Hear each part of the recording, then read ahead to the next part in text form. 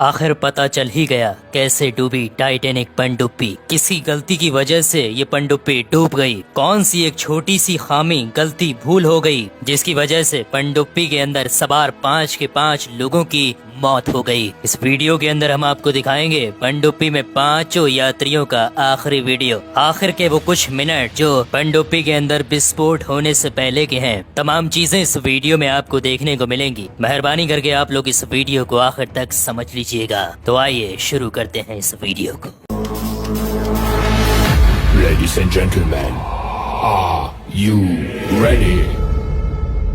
आखिर पता चल ही गया कि किस चीज ने खींचा था टाइटन पनडुब्बी को टाइटैनिक के मलबे के पास, और ठीक उसके आसपास हुआ इम्प्लोजन और पनडुब्बी अंदर ही अंदर चिपक गई और साथ ही कुछ ही सेकंडों के अंदर अंदर बैठे 5 यात्रियों के चिथड़े उड़ गए। अब कोई आम इंसान इस पनडुब्बी के अंदर अगर बैठा होता तो ये घटना इतना तूल न पकड़ पाती। कोई आम ऐरा गैरा गरीब सा अगर इसके अंदर बैठा होता तो यही सोचते डूब गया होगा, मर गया, खत्म करो कहानी। लेकिन आपको बता दें इस पनडुब्बी के अंदर अरबपति बैठे हुए थे। इस पूरे घटनाक्रम को सिलसिलेवार तरीके से समझने के लिए हमें सबसे पहले क्रोनोलॉजी को समझना होगा। ये हमें बताएगी ये घटनाक्रम किस प्रकार से हुआ है। जो भी कमी रह गई होगी वो साफ साफ सामने निकल कर आ जाएगी। आपको बता दें कि अभी जांच पूरी नहीं हुई है, जांच अभी चल ही रही है, लेकिन जांच के नतीजे सामने आने से पहले कुछ ऐसे पॉइंटर्स सामने आ गए हैं जो इस बात की ओर इशारा कर रहे हैं कि इसमें कहीं न कहीं गलती पनडुब्बी की ही थी। जी हाँ दोस्तों, आपको बता दें कि रविवार को यूएस ने भी उसे एक तेज धमाके की आवाज सुनाई देती है। उनके इंस्ट्रूमेंट में एक तेज धमाके की आवाज कैप्चर हुई थी, लेकिन उन्होंने इस बात को हल्के में ले लिया और इस चीज को इग्नोर करने की कोशिश की। लेकिन दोस्तों ये साउंड, ये आवाज ठीक उस वक्त की थी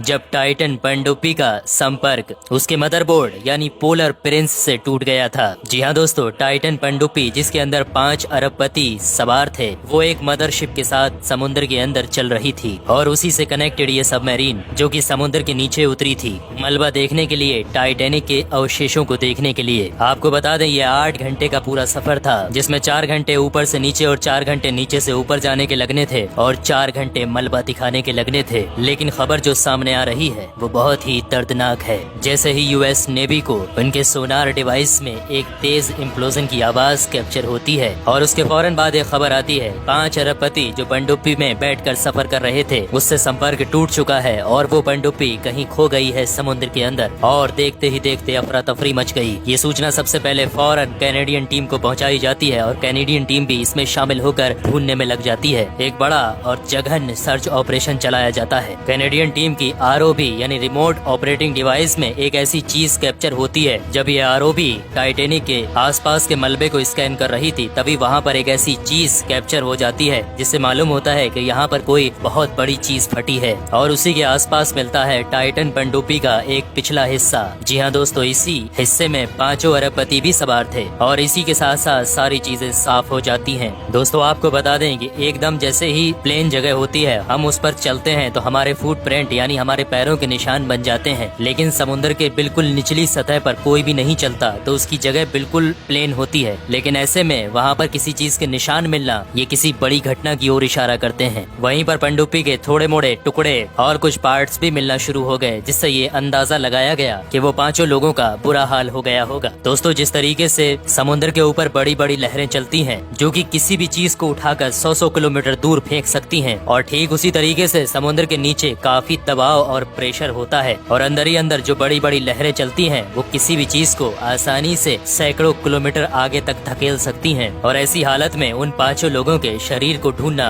बड़ा मुश्किल काम है क्योंकि मिनटों सेकंडों में सैकड़ों किलोमीटर चीजों को वो धकेलने की ताकत रखती है। अब इन चीजों का जो खुलासा हो रहा है वो ये हो रहा है कि एक अरबपति बाप और उसका बेटा, इन दोनों को अप्रोच किया गया था इस कंपनी के सीईओ के द्वारा। जब ये कंपनी के सीईओ इनको अप्रोच कर रहे थे उसके बाद इन्होंने इस पनडुब्बी पर नजर डाली तो इनके दिमाग में उसी वक्त एक डाउट हो गया था, क्या ये पनडुब्बी इतने लोगों का भार सह पाएगी? और ये पनडुब्बी तो कार्बन फाइबर की बनी हुई है, इसका आकार इतना छोटा है, क्या ये समुद्र के अंदर के प्रेशर को झेल सकती है? ये तमाम डाउट्स उसी वक्त उनके दिमाग में पैदा हो गए थे। दोस्तों आपको बता दें, जो कार्बन फाइबर होता है उसकी संरचना करते वक्त अगर जरा सी भी डिफेक्ट आ गई या जरा सा भी होल रह गया तो 115 मिलियन पाउंड पानी का जो ऊपर से वेट है, अगर जरा सा भी कहीं पर होल रह गया तो वो 115 मिलियन पाउंड का पूरा वेट उस होल पर पड़ेगा और उस पनडुब्बी को बुरी तरीके से फाड़ कर रख देगा। और वही हुआ इन लोगों के साथ और इस पनडुब्बी के साथ। कार्बन फाइबर और टाइटेनियम के साथ जो इस पनडुब्बी की बॉडी बनाई थी, इसका डिजाइन स्ट्रक्चर तैयार किया था,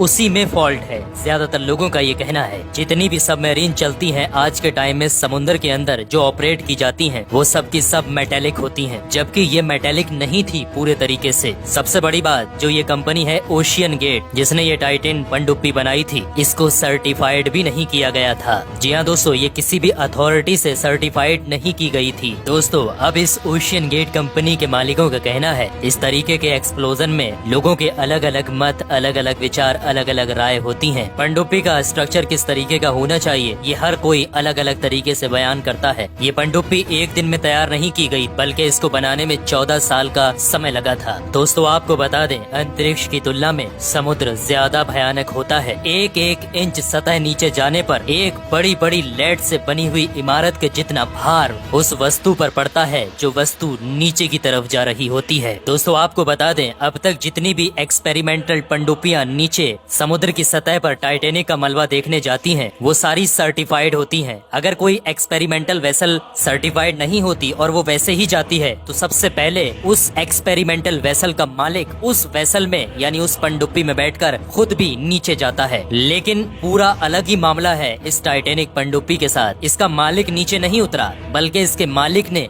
लोगों को अप्रोच करके टिकट बेचने की कोशिश की। दोस्तों आपको बता दें, टाइटेनिक जहाज के जस्ट बराबर में अब टाइटेनिक पनडुब्बी भी रेस्ट करने पर पड़ी है। दोस्तों कुल मिलाकर अब ये बताया जा रहा है जो ये घटना घटी है, इसमें पनडुब्बी का जो डिजाइन, स्ट्रक्चर और इसका मटेरियल, इसकी सबसे बड़ी गलती थी। तो दोस्तों ये बहुत बड़ा रिस्क लिया गया था जिसके चलते 5 लोगों की जान चली गई। मैं आशा करता हूँ, उम्मीद करता हूँ कि आप लोगों को इस वीडियो के जरिए बहुत कुछ जानने को मिला होगा। इस